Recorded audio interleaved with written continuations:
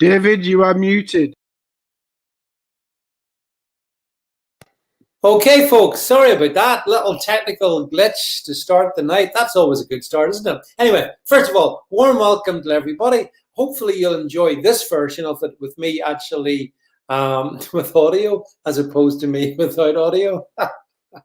I could mime. I've never actually done a mimed stream. Maybe we need to do one of those. Anyway, if you can hear me, give me a thumbs up. Let me know that I'm coming through loud and clear. So hope that one is okay for you now. So just as we go through the stuff, got lots of stuff I want to chat about tonight. It's been a while since I've been here on the on the old live stream. But I'll talk to you about all the other stuff that's been going on, so to give you an update and whatnot. So I will do that for you. Yeah, so just let's, yep, you're all hearing me now. That's fine. Thanks, folks. Thanks for the confirmation that here the sound is working. I blame, wow, the Russians, possibly the Chinese, possibly all the anti-vaxxers out there. Oh, God, did I say anti-vaxxers? Sorry. So anyway, let's talk about some of the issues of the day. But before we get to that, there's a couple of things just to remind you. So let's just chat through. We're going out. We're streaming across so many channels. We're going out on YouTube. We're going out on brand YouTube. We're going out on Odyssey. You can listen on Podbean or basically any podcasting channel anywhere. And of course, you'll be able to watch us over in BitChute. Do make sure you subscribe to those channels, hit notifications. It's important down below. If you do that, that's cool. In fact, all the links are down below. All the links to all the channels, including my Parler, my Gab, the social media channels, as well as my GETTR. All those channels down below. The numbers are growing over there, folks. If you like what you're hearing tonight, give us a thumbs up. Let me know that that you enjoy it, hopefully. And last but not least, and I hope this doesn't fall on deaf ears, but if you want to have the whole caboodle rolling along, these things like the hosting platform cost a bit of money. So one way you can help me is to make a small little donation, and you just go as on the screen there, pop in the donation, hit the button, and it goes into the alt news media savings, where we can then use that to offset funding. So those are all the main things. Of course, you can also give me a super chat if you want tonight. You can do that right now. Yeah, that's all the super chats and super stickers are available. So just saying hello to City Troll, SC80s, Kim, good to see you. Aloha to our friend Donny Girl, all the way from the Hawaii, or the Hawaiian Islands, I should say. Actually, I've got first question of the night. I'll answer the first question. I have an American friend going to Ireland to stay with friends. How's the mandates, rule, etc. there? Well, the answer to that is that, yeah, Ireland's really enjoying, let's say, making sure that if you are Donny Girl, not double vaxxed, you're going to find it hard to get into a restaurant, get into a pub, get into anywhere, really, I think. So it's quite draconian in Ireland. Hi, John, by the way. Thank you very much, Donny Girl. Really appreciate the very generous donation. It's very kind of you. Hi, Fred. Good to see you on the stream as well. So lots of folks joining. So okay. So yeah, I'm gonna go on a grand tour of the United Kingdom actually, and Ireland. So yeah, if she's jabbed, she will be fine then. Yeah. Okay, let's start off with Scotland, shall we? Shall we go to Scotland to start with? So in Scotland, the news is today that from the hi, Jean, by the way, you're out walking the dog, listening. Probably won't be contributing. That's okay. Bob asks me, when is this nonsense going to end, David? Well, if only I could give the answer to that one, Bob, but I suspect the answer is whenever we say so. Scotland. Let's talk about Scotland for a moment. So, up in Scotland, little Sturgeon, wee Jimmy Cranky herself, has declared that, I think it's from the 9th of August, something like that anyway, restrictions are going to, most COVID restrictions in Scotland will end. Hooray! For all my long-standing Scottish friends who have suffered under the jackboot of the SNP, I'm sure they're very pleased about that. So, well, most restrictions are going to end. So there will be an end to social distancing, I believe. And the only thing that's really going to stay is the masks. The masks are going to stay. Now, I'm conscious of one of the platforms that I'm broadcasting on, good old YouTube, so we've got to be a bit particular what we say, but I thought I would share, Scotland's gone through several months of pretty stringent lockdown. So I thought I would share with you, I just grabbed this, I'm going to stick it up on the screen now. This is the picture of what's been happening in Scotland in terms of COVID deaths, according to official figures, in Scotland this year. Just if we could just bring it up, please. So there you go. This is specifically Scotland, by the way. Yep, thank you very much, Jed. So as you can see, folks, oh my goodness, it's like the Spanish flu. Oh my God, is there any Scots actually alive? I heard that the Loch Ness Monster had actually fled Scotland. It's too dangerous for the Loch Ness Monster. That's why no one sees it. It's scared of the Rona. Anyway, look at this. This is the, well, what can I say, folks? This is the official data. That's it in context there. You can see from roughly March, and even in March, actually, for that matter. But these are anyway deaths. So as of the 1st of August, the number of deaths is 3. 7-day average is 12.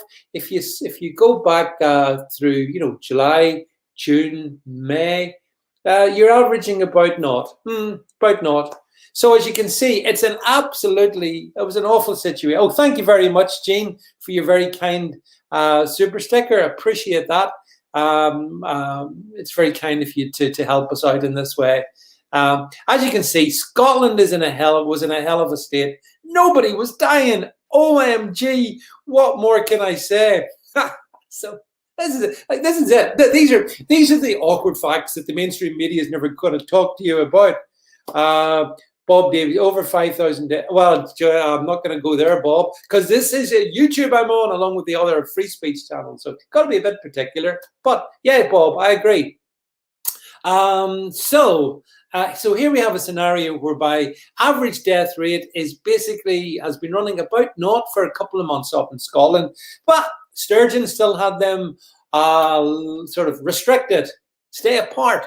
Wear your mask. Behave yourself. Don't travel. Don't go to England. So that was the absolutely ludicrous situation prevailing up in Scotland. And in fact, if you look at the same, we will not do it here, but trust me in this one. If you look at the same stats for Northern Ireland and for Wales, it's kind of similar. So, as you can tell, it's been a terrible, terrible pandemic. People have been suffering by not dying in their zeros. Yeah. So there you go. That's some data. Here's the thing, though, that hi, Hazel, by the way. Nice to see you on the stream. Hi, Monty, as well. Good to see you guys all joining. The thing about it that gets me is that, the reality is that the only effective metric is deaths, because life and death is obviously the most fundamental mental aspect of our existence. So you have a scenario whereby in these countries, over the last several months, the number of people dying from COVID, however you want to define that, I'm not going to argue that one tonight, has been absolutely minimal. And yet, actually, Donny Girl, I don't want to go into it verbally here on the stream, but if you can email me to my Alt News Media address, I'll get you the information that you're looking for, because I know where it is. I can get you that regarding Scotland. But yeah, so there's been I hear people saying, oh, the only important metric is the number of people who are Yeah, so I'm just checking another bit of technical information. If I keep freezing, folks, do let me know, because I'll just go to audio only. That way you get the benefit of not having to see me. But let me know if I am freezing too much on the screen here, because I just have to work with whatever broadband the British Telecoms give me. So do let me know, folks, what the story is on if I am freezing or not, because it does annoy me, and I can do nothing about it, unfortunately. So I was trying to say to you that the only really important metric is the number of people dying, obviously. But people also say that, oh, well, it's all about protecting the NHS. You've got to protect the NHS. That's the most important thing. Well then, I got some stats today. I put them out over on my Facebook page. If you're on Facebook, which really you shouldn't be, but if you are, I've been on it for a long time. Of course, I'm naturally throttled, like all you could imagine, all over on Facebook. I got some stats for a large local health trust. Actual stats provided to me, and oh gosh. They had, I think, a total of 2 COVID patients, none of whom were in ICU, and two or three maximum. And that was in a large board with a population of quite a few 100,000 people. Yeah, 2 people or 3 people. That was it. And they were all fine. Yeah, they had a sneeze. They sneezed, they coughed, whatever. So actual data, folks. I'm so sorry if I know when we're on broadcasting on YouTube, we mustn't use government. We must not use government data, because that goes against the medical misinformation terms of YouTube. We mustn't do that, and I would never do that. But just to point out that a major health trust has sent me information that says that, let's put it like this: the NHS ain't too busy when it comes to matters concerning COVID in Northern Ireland. Fact check that all you want. That's the fact. By the way, Ozzy, I agree with you. And nice to see you, by the way, Ozzy. GPs are an absolute joke. Absolute joke. I have got no time for GPs in or if need. What did they do? They shut the doors, hid behind their £100,000 plus salaries, and let the people go into hospital, where many of them, gosh, got COVID. Yes, Bob Davey, that is also a good source. Donny Girl, my email, if you just go to Alt News Media, you'll see the contact address. That'll come to me eventually. Although, as Bob Davey points out, Donny Girl, if you try ukcolumn.org, that also is a good source for this information. Yes, Kim, GPs have indeed become lazy grifters. Makes you wonder, though, maybe they were always lazy grifters. Has anyone thought that? Anyone contemplated that?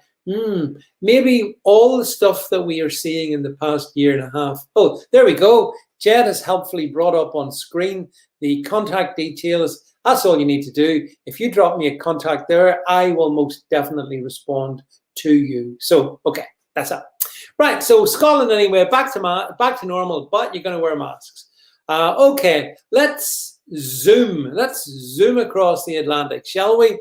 And let's go to New York City, because Governor Cuomo is doing a great job over there. I mean, Governor Andrew Cuomo was considered, oh, hang on, oh no, that can't be right. No, take this away. It can't be true. Oh, but it is. It's very true. So, New York Governor Andrew Cuomo, no relation to Perry, has a report has been issued alleging that he sexually harassed women working for him. Apparently, the report goes that he groped them and he made other sexually inappropriate impositions upon them, which is kind of against the law. Now, Andrew Cuomo, at the same time in the past day, has come out declaring that, I think it's from next week, New York's going pretty much full fascist, so that, for example, unless you're double vaccinated, you're not going into restaurants, you're not going into pubs, you're not going into nightclubs, you're not going into theaters, you're not going to movies, you're not going anywhere. Yep, that is Chairman Cuomo in New York.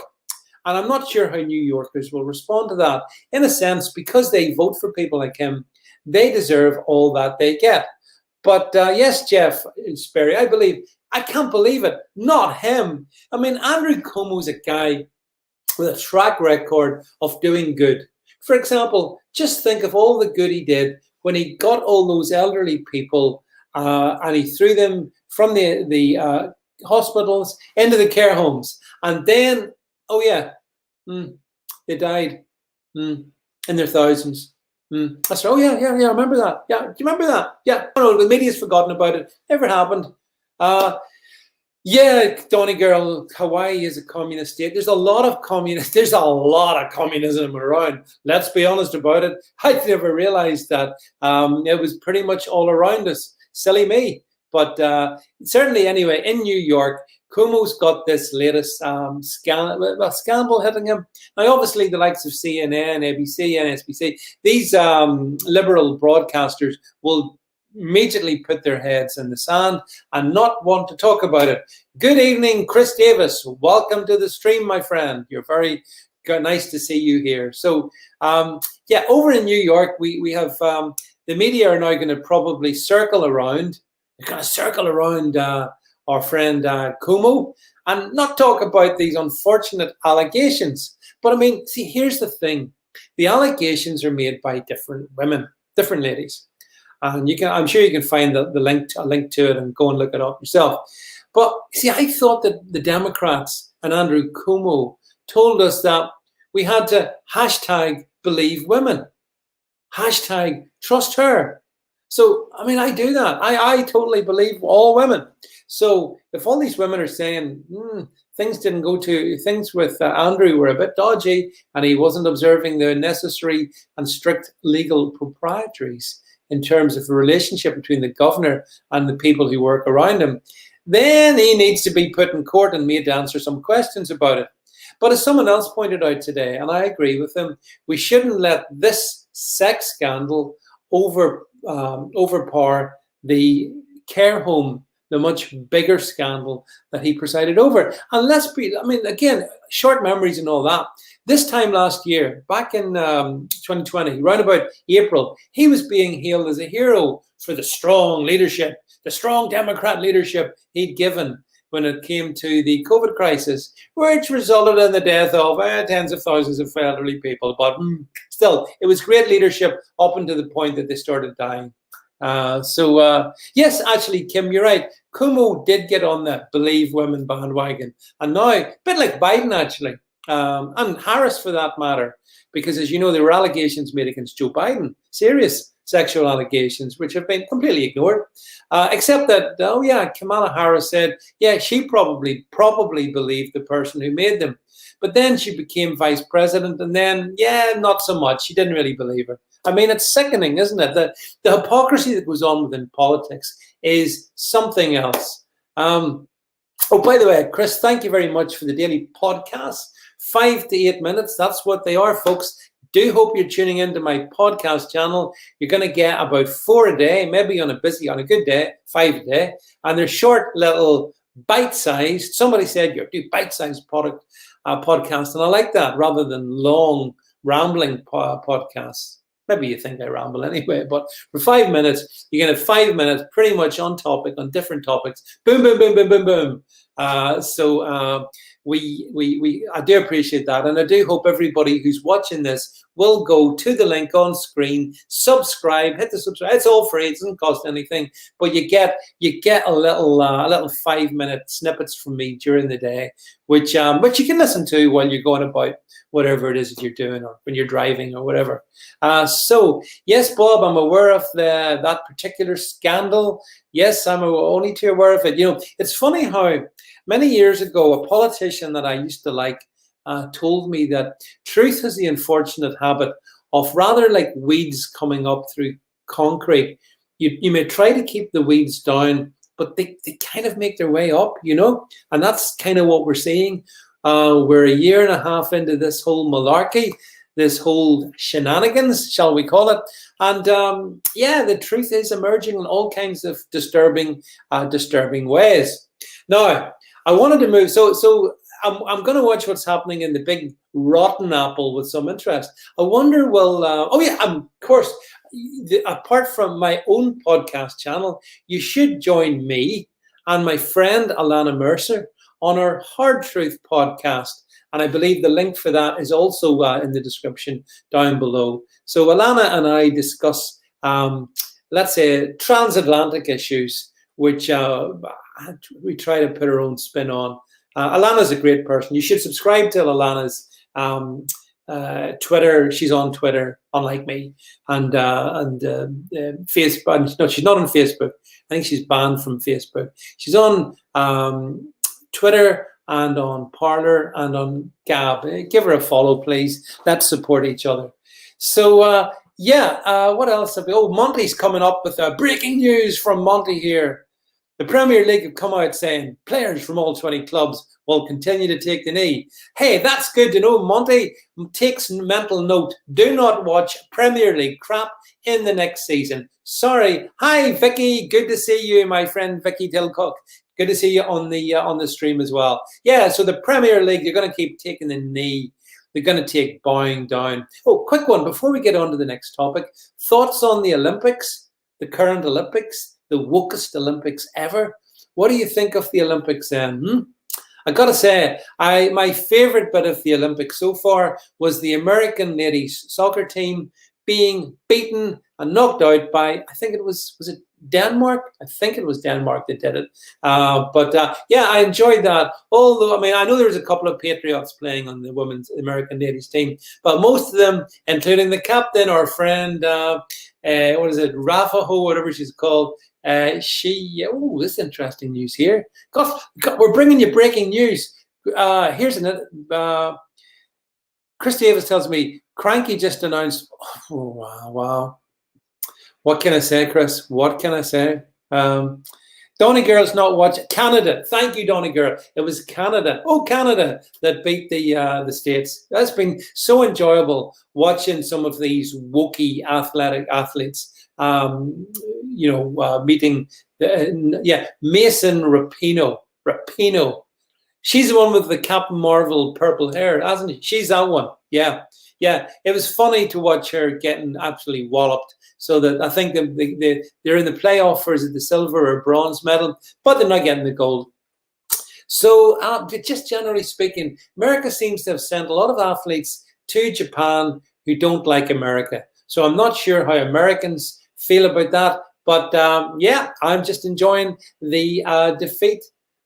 Yes, City Troll is, by the way, Paddy, you're right. It is sad that the majority of Americans are cheering for our Olympic team to lose. But I hope they do. And I would say the same for the British team as well, if we were sending people out to Japan who fundamentally hate Britain. And unfortunately, there's too many athletes that have been selected by the US to go to Japan, and they don't like the US. They hate, they hate the US. That's the reality of it. And, I'm afraid, Megan Rapinoe, Captain Marvel. Except, she didn't look that marvelous. But yeah, I have to say, I watch the Olympics with a degree of interest. There is a degree of, I don't know what it talks to patriotism at one level, because it's nice to see athletes from your own country, wherever you live, doing well. It is good to see that, because they put a lot of work in, and I appreciate that. But I'm afraid once they go woke, then I'm not going to be very interested in them. And I wonder, are you the same? But that's the Olympics. I think it's if you can watch the highlights for about 30 minutes, that's probably enough. Oh, by the way, there was a big issue in the UK. I wonder, what did you think about Lord Digby, what's his name, having a go at the BBC presenter, whose name, Alex Scott, over the fact that because she's from London, so her enunciation is different. So instead of talking about, people running and jumping and shooting, she talks about people jumping and running and shooting. I wondered, he basically picked her up on what he considered was her poor enunciation. And she wasn't too happy about it, mind you. A slight bit of arrogance coming back from our Alex as well. Very much a favourite of the BBC. So she wasn't happy about Lord Digby criticising him. And I seen the lefties were all over Digby having a go at him. But he has a point. I mean, enunciation is a fundamental aspect of being a presenter. If you cannot actually finish your words properly, then I think that's an issue. Now, I think she's okay. I think the BBC are definitely elevating her for a couple of reasons. Number one, her ethnicity. And number two, another one, which I can't really go into on YouTube, but there's other reasons why her and what's the other lady? Claire, what's her name? Alex Scott, the BBC Golden Girl. Claire, what's her name? He also does an evening presentation program. Very professional. Claire, blah, blah. What's her? Someone tell me who she's called. This is the other BBC Evening Olympic presenter. Anyway, her and Alex Scott, they team up in the evenings. Claire does enunciate her words extremely well. Claire, but thank you, Elaine Jennings. Thank you so much. Claire Boulding. Yes, all you people. I'm showing my complete indifference to sport. Can't even tell you what their surnames are. Anyway, I don't know what you think about this whole issue of enunciation. But I mean, I like Alex Scott. She's fine as much as it goes. Anyway, we're going to move on. Moving on. Blah blah blah. Right. Okay. Don't know what you. Oh, Kim, I couldn't possibly comment on that question. I have no idea, but you should Google it. Anyway, Julia Hartley Brewer. Sorry, I just saw Chet's comment. Right. Don't make me laugh, Chet. So, Julia Hartley Brewer. I need to confess something to. I'm going to come out and I'm just going to confess something to those watching or listening to this. I have been quite a fan of Julia Hartley Brewer, particularly since the Brexit times. So going back to 2015, 2016, she was Brexiteer. She was very solid on Brexit issues. Yeah, I thought that she was okay. But, yes, Elaine, you know where you're going where I am going to. But I think she's been a shill over the past year and a half. Now, Julia presents a morning program on Talk Vaccine. Sorry, did I say Talk Vaccine? No, Talk Radio. Sorry, I don't know where these things come from. I meant Talk Radio, not Talk Vaccine. And this very, very popular spot, Chris Davis comes up with another top comment. This is what I love about the live stream. What I love about this, and I know I tell you this all the time, but it's true. I love your comments because they're brilliant. Chris says, has Julia Hartley Brewer had her double jab? She never mentions it. She mentions it, Chris, on the hour, every hour. I'm double jabbed. But anyway, we'll come to that in a sec. So Julia presents this morning program, and for the last year and a half, she's kind of presenting herself as a bit of a rock and roll chick. It's pronunciation. Kevin Gallagher rightly pulls me up, not enunciation. I'm Kevin. Must put this up on screen. It's pronunciation, not enunciation. That's a very impressive fish you've got there, Kevin. If that be you, my contrite apologies for the grammatical inexactitudes. So anyway, back to Julia. So she presents this program. Bit of a rock and roll chick, pushing back against the government when it comes to restrictions. Yeah. Elaine has said something. No, I don't think so, Elaine, to that point you've just stuck up, which I dare not actually mention. But the thing about Julia is she has been not once vaccinated, but twice vaccinated. In fact, she had the Rona, she believes, although she never was tested for it, but she's convinced she had it back in 2020, back in, I think it was March, April, or whatever. She feels that she had it, which would mean she probably might have had antibodies, but I don't know. I'm not I'm not a scientist. I'm not putting any science out there. But anyway, she put up this. Let's bring up the tweet that this amused me. So if we can bring up, so you'll see she subtweeted. Her first tweet was, "London folk, where can 20-somethings get their second jab early instead of waiting the full 8 weeks so they have a chance of escaping on a foreign holiday this summer? Can you let me know which jab centres are allowing them to bring forward their second jab? Thanks." Well, that didn't go too well for her. So then, as a consequence of the unhelpful responses, you can see what she said above that. Julia then says, "Thanks for all the helpful answers and the cries of shill and traitor from idiots who don't think vaccines work and don't understand the difference between getting a jab to be able to travel to another country requiring it and needing a jab to live a normal life in the UK." Right. Oh, yes, Vicky, she did take some stick for that. In fact, I don't know if we've got, she actually got reissued. I don't know if we've got the image of the tweet. I think we have it here. Yeah. I think this is actually out of date now, but oh dear, look at this. 808 comments, only 585 likes. Uh-oh, Julia, I don't think that one went the way that you said. But if we can bring back her, I want to bring back, oh, hi, Nick, and bye, Nick.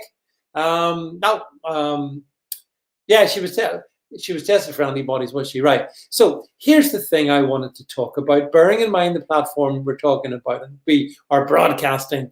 Number one, the cries of shill and traitor from idiots who don't think vaccines work. I have never met anyone who didn't think that vaccines work. I categorically believe vaccines work. I guess most of you people do as well. But, and this is where Julia's misrepresenting people, so I'm going to speak up for the people that she's misrepresenting. There are people who do have genuine concerns regarding the COVID treatments. And because they have concerns regarding the COVID treatments, Julia disrespects them and calls them idiots. Now, again, because of the platform we're on, I can't say everything that I want to say here. But there is, for example, a system in the UK called the yellow card system. I wonder how acquainted Julia is with that. That would be interesting to know, wouldn't it? And she says, she also says, mentions, as you can see, the last line in her tweet gives the game away, because she blatantly accepts the idea that you need to have the COVID treatments to live a normal life in the UK.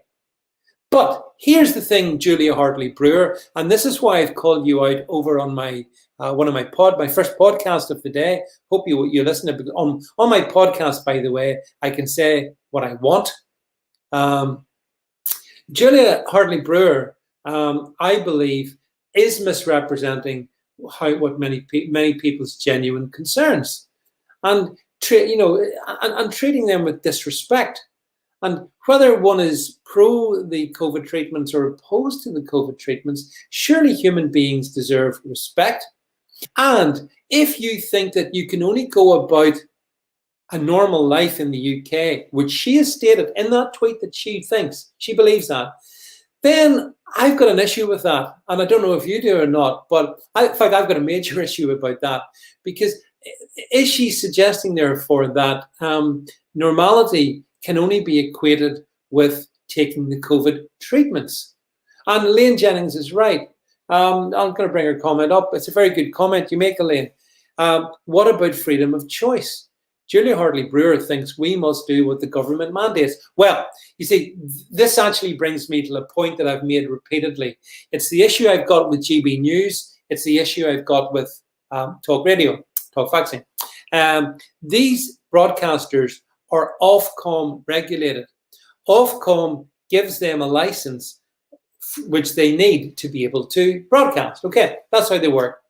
But Ofcom is controlled by the government. So if you push back too hard against the government, then I'm afraid you could jeopardize your Ofcom license. And that, folks, explains exactly what you see. Vicky says it. Julia Hartley Brewer thinks we must do what she does. No, you're absolutely right, Julia, or Vicky, you're absolutely right. She thinks we must do what she does. But I think everyone should do what they want individually. I believe everyone is an individual. And on the basis that we're all individuals, we must surely come to our own determinations. And that may involve considering risk factors to as ourselves, depending on our age group and all the rest of it. All those things which I dare not talk about here, but those are all the factors that we must bring in. So I actually think that because Ofcom control these platforms like Talk Radio, like GB News, that's why all you're going to get is this continued pro-government mantra. Chris Davis says, is Andrew returning to GB News or not? No evidence of this so far, Chris. Obviously, Andrew's down in his retreat in the south of France near the very pleasant French perfumery town of Grasse. I've been past it. And so he's down there. I'm not sure what's happening in GB News. To be honest, I don't watch GB News anymore. I've lost interest in it.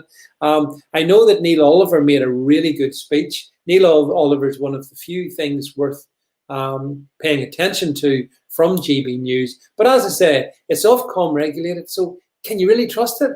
Can you really trust it to actually push back? You see, Julia has pushed back against well, fundamentally two things she's pushed back against. Number one, some of the restrictions. And number two, not being able to go on holiday, particularly to France. That's it. That's it. Well, with all due respect to Julia Hartley Brewer, and I have to be honest and say this, those are entirely the wrong things to be pushing back against. There are much big issues. The big issues that you need to push back on, in my view, is, freedom, liberty, our right to do what we want and not have a nanny state government tell us what we want. Those are the big topics, and those are the big issues. And of course, you can't also, the treatments. We have to call them treatments because of this platform we're on here at the moment. The COVID treatments must not be challenged. Chris says, David, did you see, oh yeah, Tom Harwood. Hands up anyone who knows who Tom Harwood. Tom Harwood is like, what age is he? 15? Maybe 16? Maybe he's older. But he looks about that age to me. Young, wet behind the ears, absolutely, how can I use the right terminology? A very embarrassing apology for a conservative, if that's what he'd be. Didn't see the interview with Lawrence Fox oh, it did. I saw a little bit with Lawrence Fox putting him in his box. But then again, as I said, I'm not the only one then, folks, who's lost interest in GB News. Started well. He's a bedwetter. Yeah, Chris Davis, absolutely right. That's exactly what he is. Again, these people, that ultimately they push the government narrative because they're all Ofcom regulated and Ofcom is the government. So you see, that's the way this one kind of all works. It works fundamentally around the fact that they will lose their license if they go against their narrative. So please, Julia Hartley Brewer, stop pretending to be a rebel against what's going on, because you're not. You're not. You are 100% in favor of the medical interventions, 100%, and obviously you encourage young people to have them. So that's not exactly being a rebel, Julia. And when you disrespect people who, on an individual basis, arrive at a different conclusion to you, then that suggests to me you're a little bit arrogant as well, sitting in your talk radio pulpit every morning lecturing British people. She has subsequently, after those tweets that I showed you earlier, she put another tweet out, basically saying that the people who were being negative towards her, these are not my listeners. Oh, yes, Julia, they absolutely are your listeners. And a lot of your listeners are seeing through you for what you are. That's the reality. And only that I never, obviously, people like me would never be allowed on talk radio. But that's the reason for why. And actually, if you listen to the sort of guests that she is on, they all follow the same narrative. It's the most dull, boring radio station, a radio channel. Now, I know Mike Graham is maybe a bit different, but Vicky is right. Julia Hartley Brewer, she's another Piers Morgan. They are all cut from the same metropolitan elitist bubble material. And they all function within the establishment. You know, they go to the right cocktail parties. I'm sure when they're on holidays, they mix in the right circles. So there is that's the problem you got. That's the problem I've got with these people, you know. But she's particularly pushed the boat too far, and I thought it was time to actually go forth and call her out. So I'm calling her out for what she is. She is an unbearable hypocrite, going 100% in favor of the government narrative, whilst saying, "Oh, the government ministers, they're scared to come onto my program." Why would they be scared to come onto your program, Julia Hartley Brewer? You're fundamentally another cheerleader for the ultimate objectives of this government.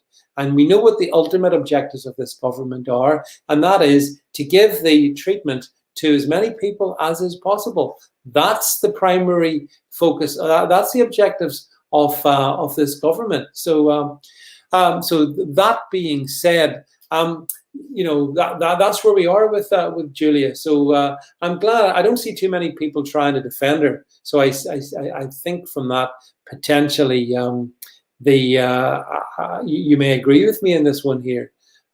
Did you also see, by the way, today something else I wanted to touch on? Did you see that the Amber Watch list was quietly junked?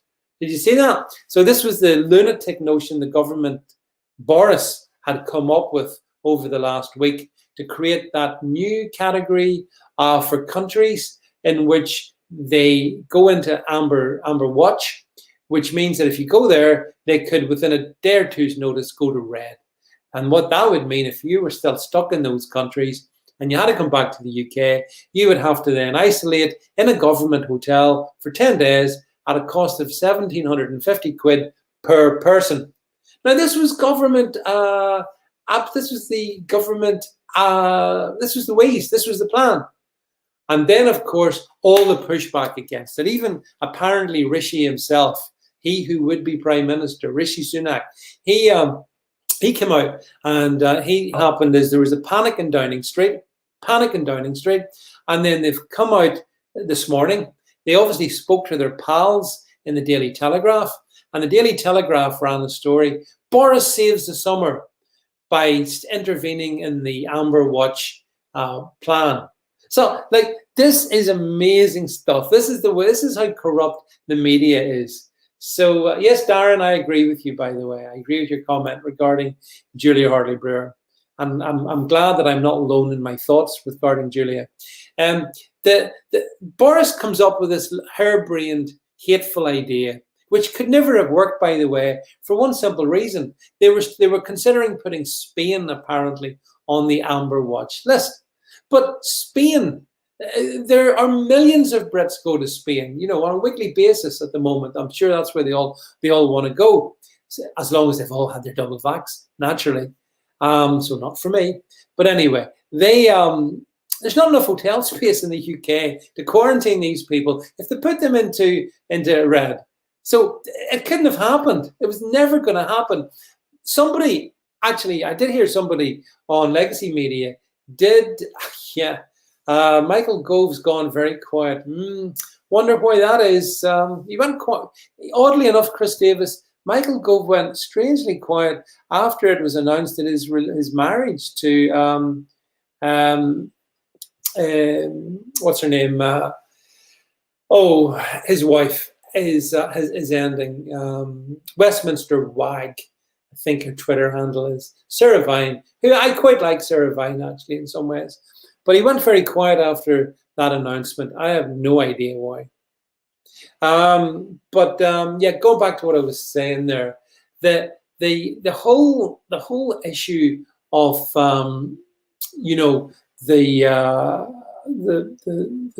sustain this Amber Watch thing. It was never sustainable. It was about fear, and fear is what this government does really well. I read a figure. The government spent about 350 million advertising revenue pushing fear. So it employs the best brains in British British advertising industry, and they win very big contracts, and then they produce all these ads and these little catchy phrases, face, space, race. No, that wasn't right. Because they don't affect me because I ignore all this stuff. But they have been brilliant at making people fearful. And you see it still now. Here's something, here we are, peak summer, August, and the living is easy. And do you see them all out with their masks on? I do. I don't know, I'm not sure where you live, what the mask ratio is, but I can go to certain places, the nearest, biggest shopping center near me, and I would say that the number of people wearing masks is about 95%, maybe more. So, hi, David Sharp. Nice to see you on the stream, by the way. Thanks for being part of this. So these people have been inculcated into fear. And so they think that by wearing their masks, they're keeping themselves safe. And as a gentleman told me, out of consideration to other people as well. That's why some people wear masks. Now, if you get into a debate, there's no point in getting into a debate with these people. They've been programmed. They have been effectively programmed by a year and a half of government propaganda. That's the truth. So, Donny Girl says she was in downtown Honolulu yesterday and 99% were wearing masks outside. I know, it's mad. It's such strange behavior because I'm not sure there's any country who's mandated the wearing of masks outside. Maybe Australia, but then they are now basically a full-on fascist state. Certainly New South Wales is, if you've seen some of the social media coming out of New South Wales.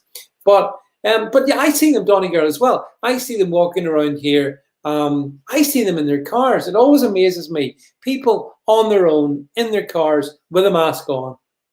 Why? Why do they do this? Because they've been scared senseless. That's why.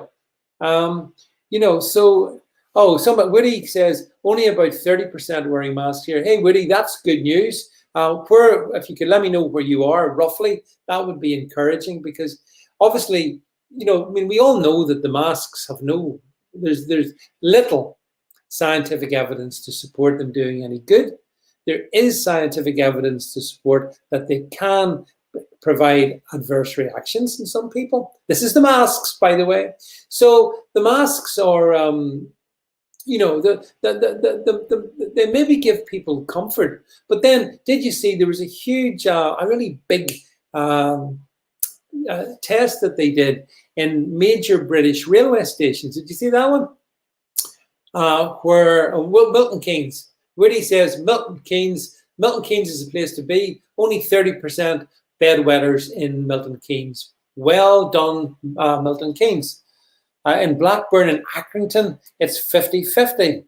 I haven't been Golden Apple. I haven't been in the Sainsbury's yet in the last sort of week or two, but apparently the number of people in Sainsbury's wearing masks is about 70%. So people make their choices. Everyone has to make their choice. But they did this great Imperial College London, no less, a great source of authenticity. Cough, cough. They did a survey of several British major railway stations. Did you see that one? Yeah.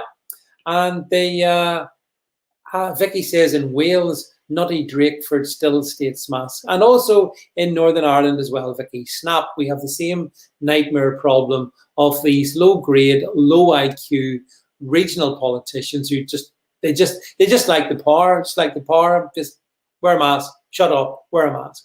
And they tested the surfaces in Euston Station, Liverpool Lime Street, Manchester Piccadilly, Birmingham New Street. Now these, I'm sure a lot of people have been through these major railway termini. I mean, they're busy places. These are millions of people at peak would be going through these places every day. And even in the last 6 or 7 months, there'd still be a fair bit of traffic, I think, going through these. So get this, they swabbed all the surfaces, both in the stations and on the trains running between the stations. They did it in January, they did it again in June. And I'm sure you saw the results. What did they find? No COVID. Not a virus. Not one. Couldn't find any.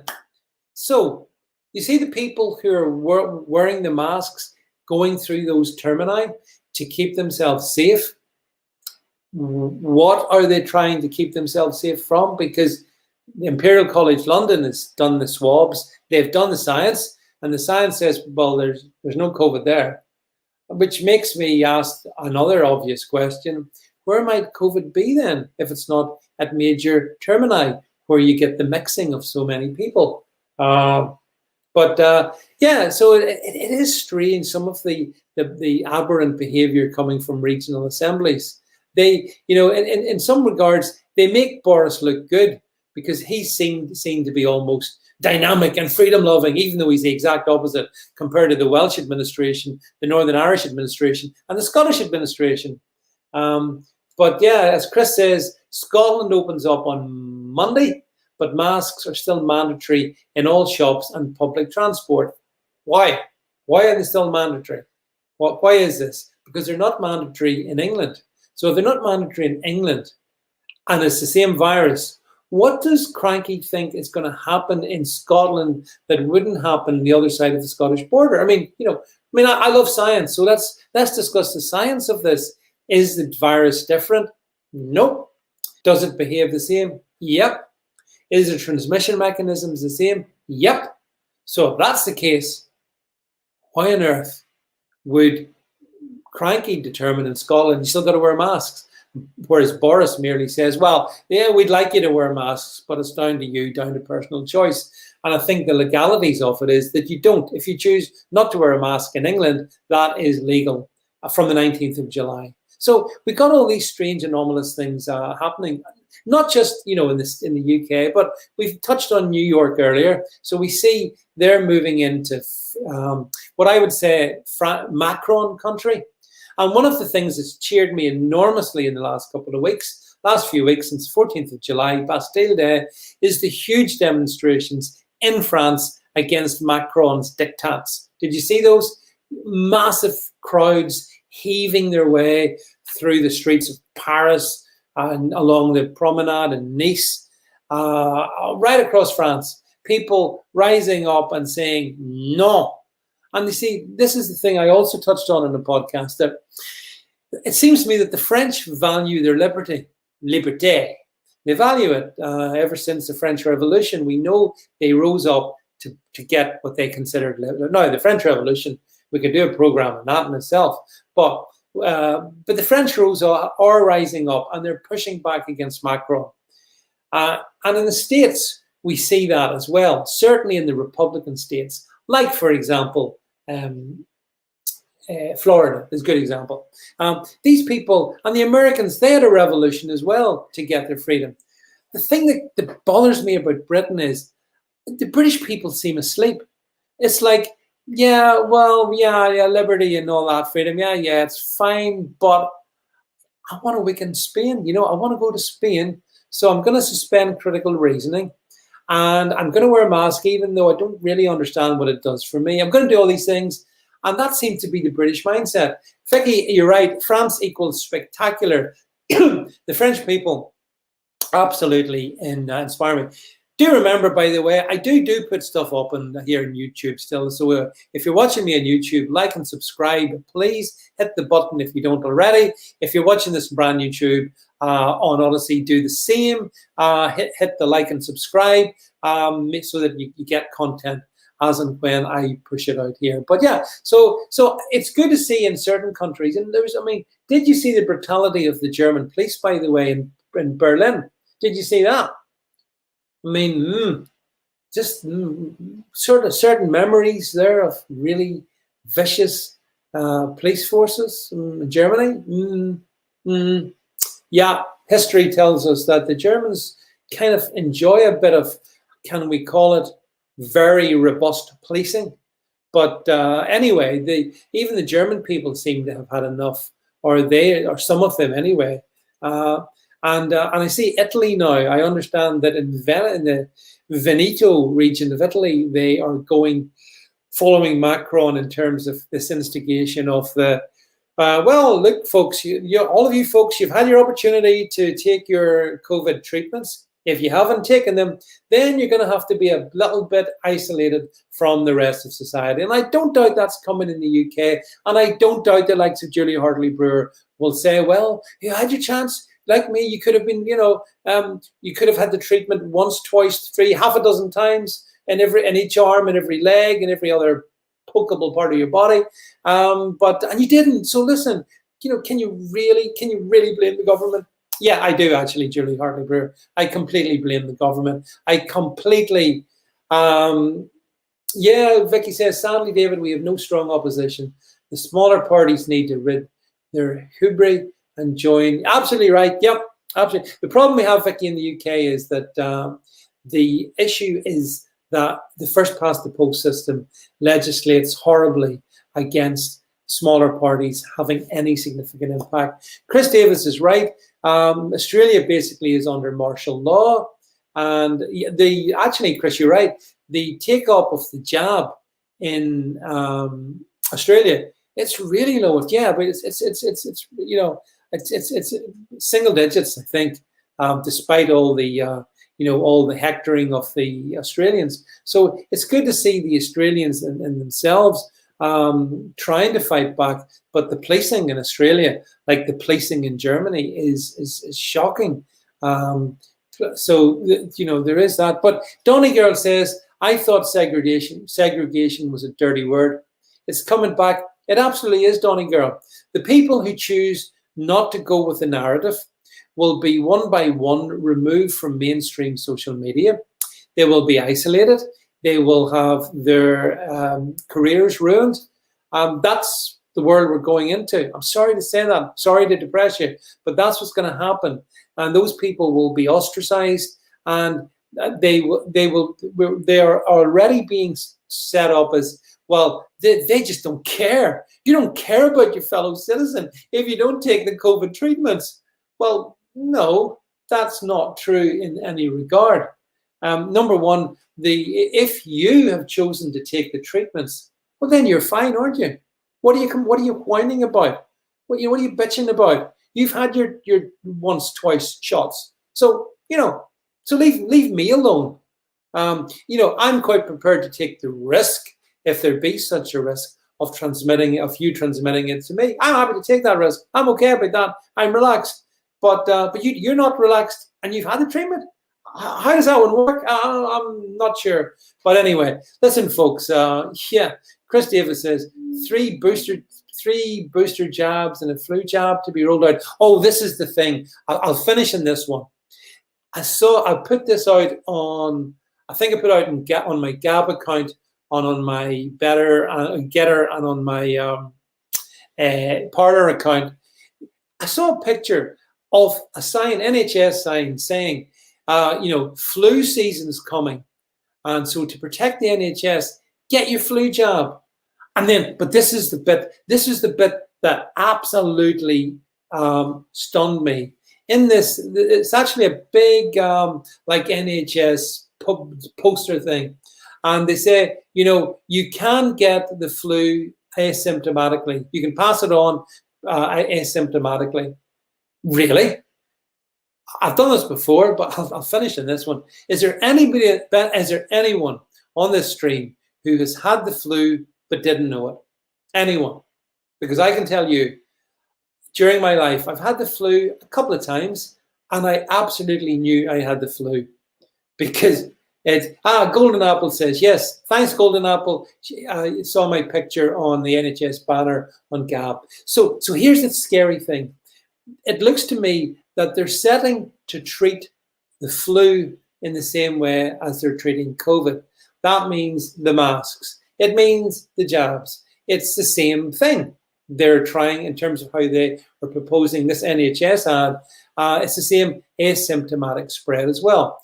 So these things are very, very problematical. But as I said, I would simply ask, if anyone on this stream has ever had the flu but didn't know they had the flu, had no symptoms of the flu, but actually were passing it on to others, please get in touch with me, because I've got a bridge in Nevada, in the Nevada desert, I want to sell you. however, in the absence of anyone ever having not having had the flu, and you know you have these things, you know if you've got the flu, but this is a new NHS initiative.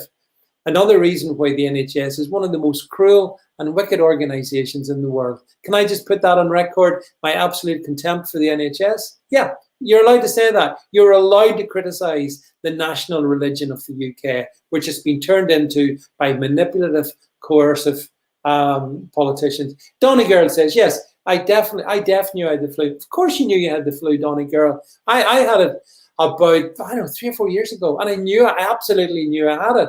And, you know, my wife had it. We know when we have these things. But these charlatans are trying to suggest that you can have the flu, but yet never know it.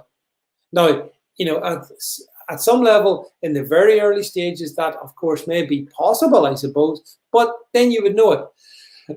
Right, he says, coughing. Not the flu, by the way. The hour's gone quickly and time for me to go even quicker. I want to just put up a good platform. You should...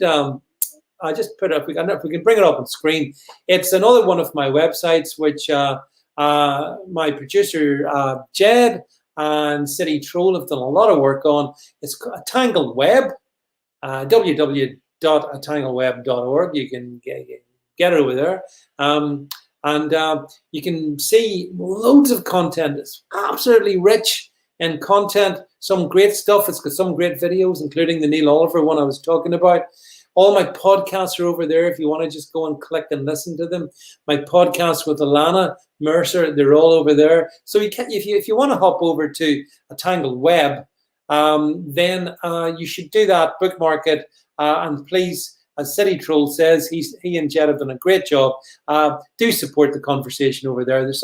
There can be some lively banter. So that's a good advertisement for a Tangled Web, which I think I set up around about 1999. So I was partying like it was 1999. I decided to get into the world of political commentary back then. Where did it all go wrong? Where did it all go wrong? So anyway, look, folks, thank you very much for being on the stream tonight. Appreciate your presence. I know it's been a while since I've done one of these. It is difficult to do these on YouTube. It's fine on all the other platforms. It's tricky on YouTube because, you know, it's an anti-free speech platform, as you all know. Unlike brand YouTube, unlike Odyssey, unlike Rumble, unlike all the other platforms, unfortunately, it is what it is. But anyway, it's nice to see you all on the stream. Thanks for being here. Thanks for everyone who listens to this in the podcast as well. I appreciate you as well. And as I say, everyone, do subscribe to the podcast. Chris Davis has said, Chris says, I remember Bias BBC. Chris, Bias BBC is still going. I said that went live about 2001, I think. So my lasting memorials to the world are a Tangled Web and Bias BBC, and hopefully this body of work as well. So look, thanks to those who made a couple of very generous super chats. I really appreciate your kindness, folks. Thanks for supporting me. Thanks to my producer for making all this happen for me as well. I'll be back tomorrow morning. Podcasts will be coming out many times during the day, tomorrow and every day. So if you like that kind of content, please make sure you subscribe to my podcast channel and the Alana Mercer one as well. Right, I'm off to lie down in a dark room, and I advise the rest of you to relax, enjoy the rest of your evening, and thank you so much for being with me this evening. Thank you, everyone. Goodbye.